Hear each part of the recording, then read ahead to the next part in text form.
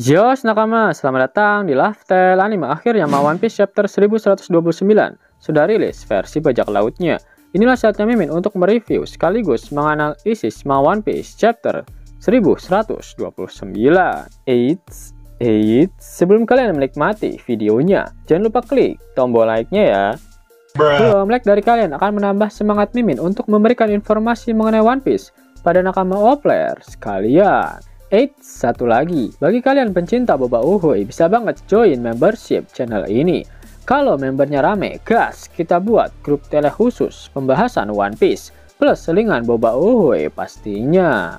One Piece chapter 1129 mendapatkan judul Boneka Hidup, di mana judul kali ini merujuk pada sebutan Sun God palsu kepada para manusia yang berada di dalam diorama miliknya. One Piece kembali melanjutkan cover story mengenai perjalanan Yamato berkeliling negeri Wano.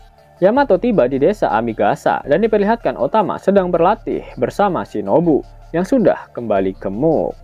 One Piece chapter 1129 diawali dengan catatan dari editor, yaitu kekacauan terjadi di dunia. Jelas merujuk pada dunia yang berada di dalam diorama milik Sun God palsu.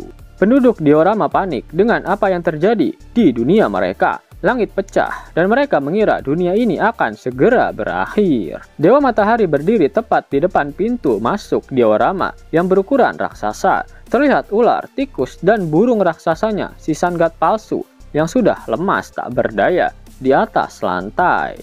Dewa Matahari palsu berkata, "Kalian akan membayar ini. Kalian hanyalah boneka hidup.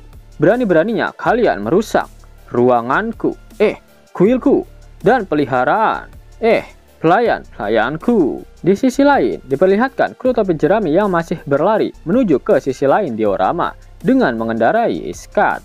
Nami berkata orang itu terlalu menakutkan. "Dewa, dia lebih mirip iblis," ucap Zoro. Mereka akhirnya sampai di area kota dari diorama tersebut, dan Usopp pun berkata, "Itu kota. Apakah kita akan baik-baik saja dengan semua gundukan itu?" "Jadi semuanya terbuat dari balok-balok ini? Lompatlah kucing," ucap Luffy pada iskat agar dia menghindari seluruh bangunan yang akan dia lewati. Para penduduk berkumpul untuk melihat salah satu dewa mereka, yaitu sang kucing Oyen, barbar iskat.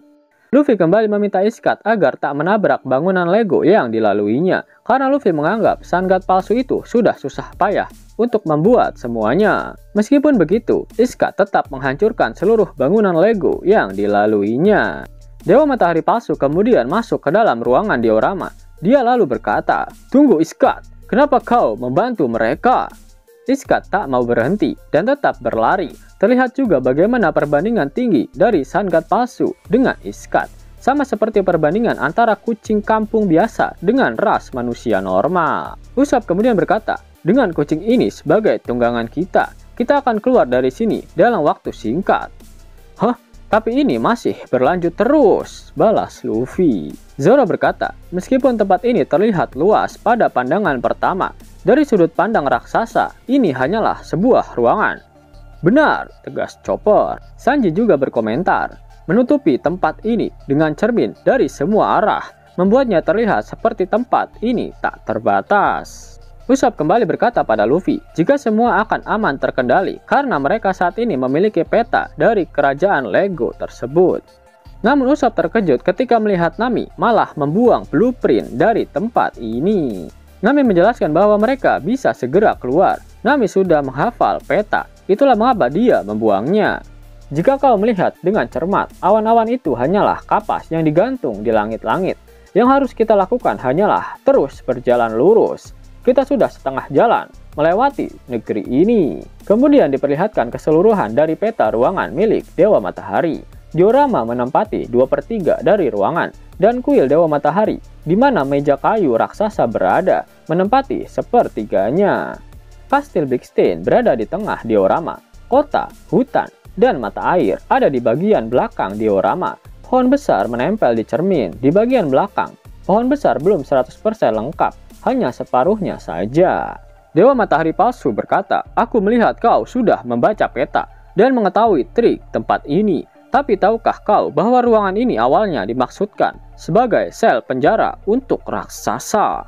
Kata-kata yang digunakan oleh Sun God palsu merupakan kosakata jadul yang juga digunakan oleh para samurai dari negeri Wano Kuni.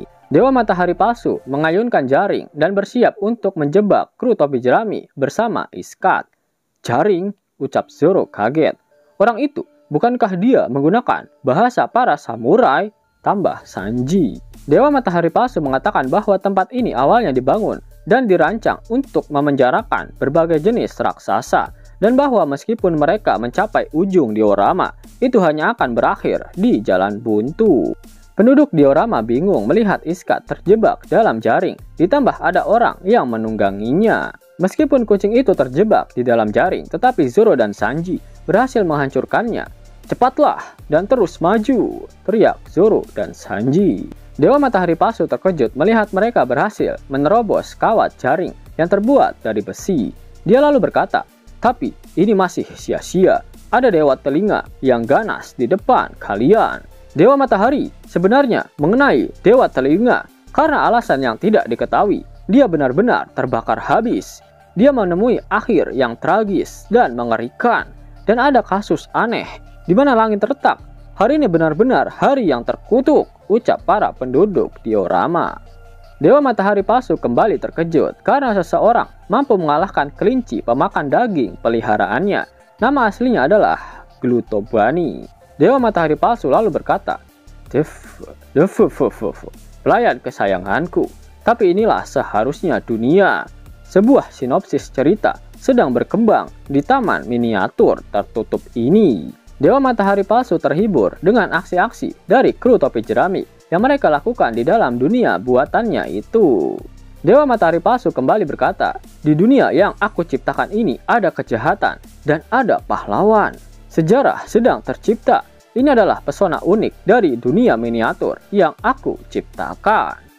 Penduduk berbicara satu sama lain dan mengatakan bahwa ini adalah kesempatan mereka untuk melarikan diri. Ternyata para penduduk itu juga sadar jika ternyata mereka hanya menjadi objek kebejatan dari si Dewa Matahari mesum tersebut.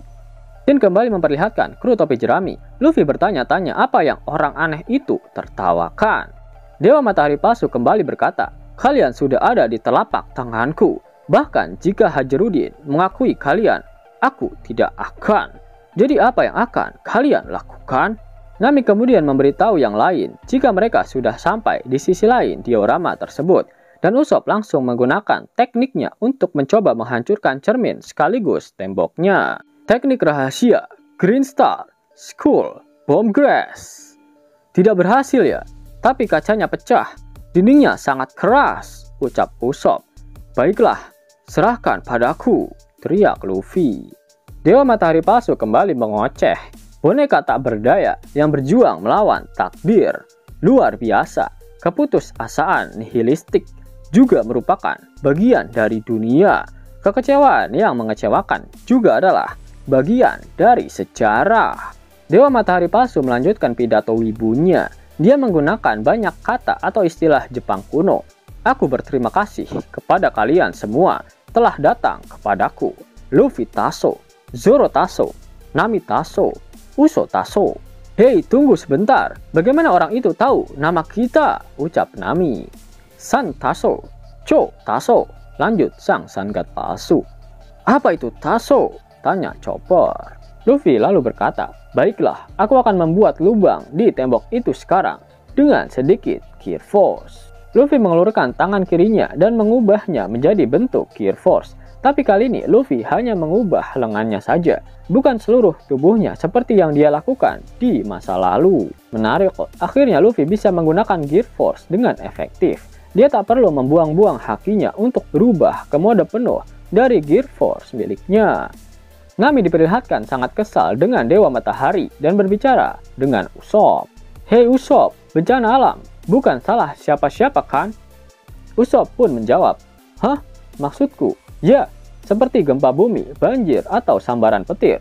Tidak ada yang akan disalahkan untuk itu. Orang itu benar-benar memaksa kita melewati semua kengerian ini. Sejujurnya, dia sangat membuatku marah, ucap Nami. Ya, tapi para raksasa, ucap Usopp yang ingin mencegah Nami melakukan sesuatu yang di luar nurul. karena mereka sekarang ada di Elbaf. Tiba-tiba Sanji masuk di tengah pembicaraan mereka. Dia menangis dengan wajah yang marah, namun itu terlihat sangat lucu. Sanji berkata, "Aku sepenuhnya setuju, Nami-san. Aku sangat mengerti kemarahanmu. Aku juga sudah marah sepanjang waktu. Orang ini telah mengganti pakaian Nami-san. Aku akan menendangnya sampai hancur dengan kakiku."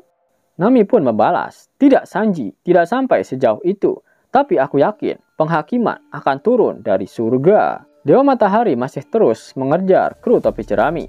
Kemudian kilas balik dimulai dan terjadi sesaat sebelum kejadian saat ini. Terungkap bahwa Dewa Matahari sebenarnya adalah Road, navigator dari bajak laut prajurit raksasa baru, kelompok bajak laut raksasa yang dipimpin oleh Hajarudin. Terungkap juga bahwa burung gagak Mugin membawa Tausen Sunny kepada Road. Road berkata, "Mugin, apa yang kau bawa kali ini?" "Apa? Itu kru topi jerami. Bukankah mereka seharusnya bersama dengan bajak laut prajurit raksasa sekarang? Mereka tidak terjaga. Mereka tampak tidur sangat nyenyak.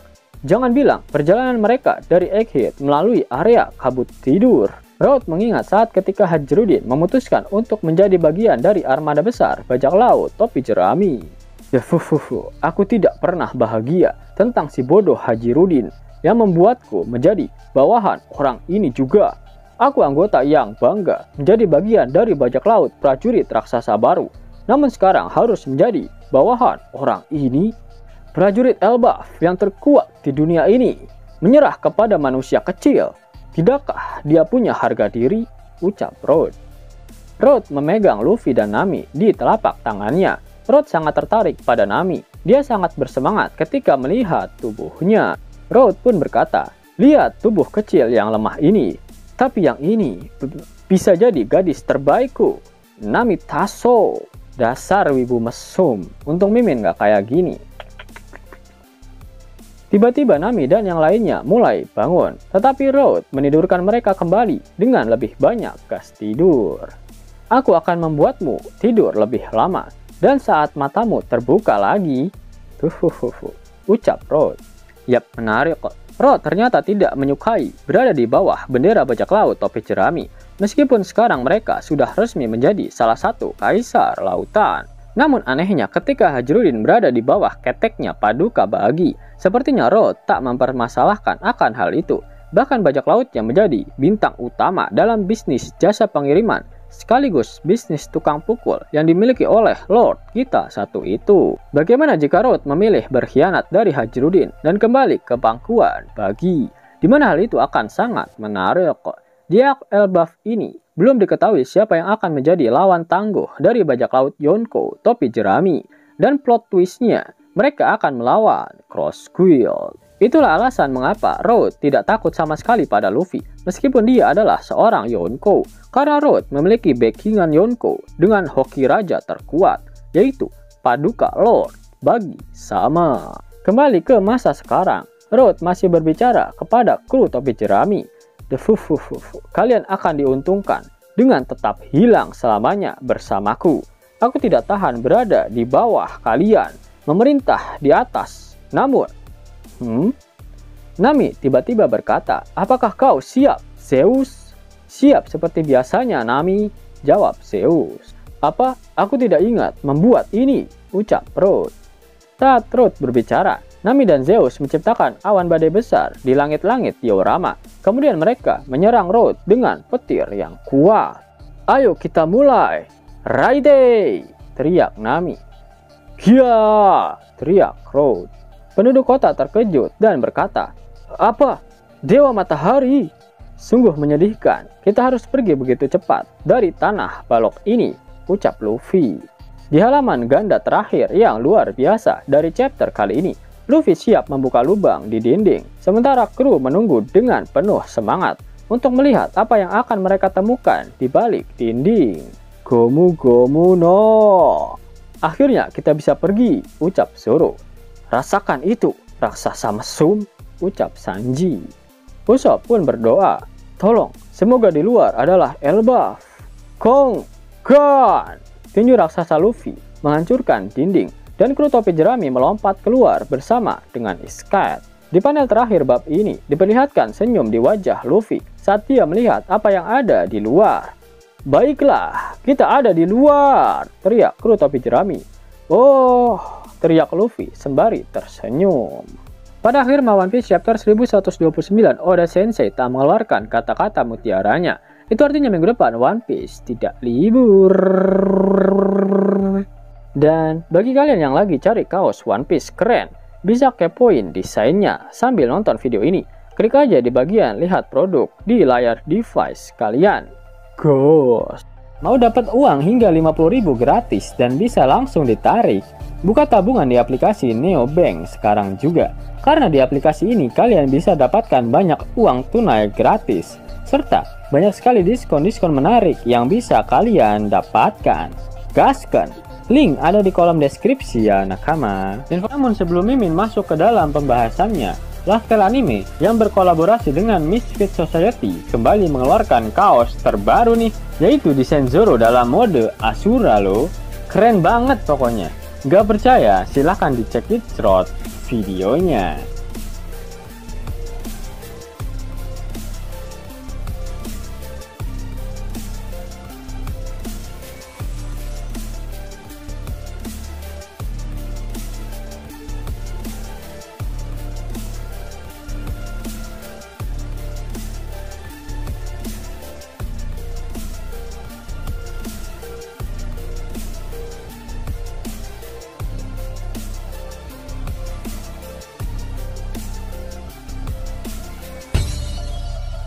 Bagaimana? Keren kan? Bagi kalian nakama Opler, terutama para fan gaynya Babang Marimo, kudu wajib harus punya baju ini. Gaskan! Link pemesanan ada di kolom deskripsi ya nakama.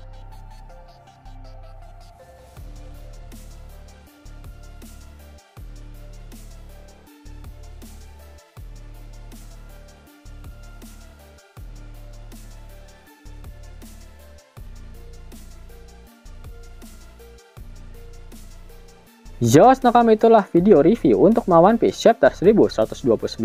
Jika kalian menyukai video ini, jangan lupa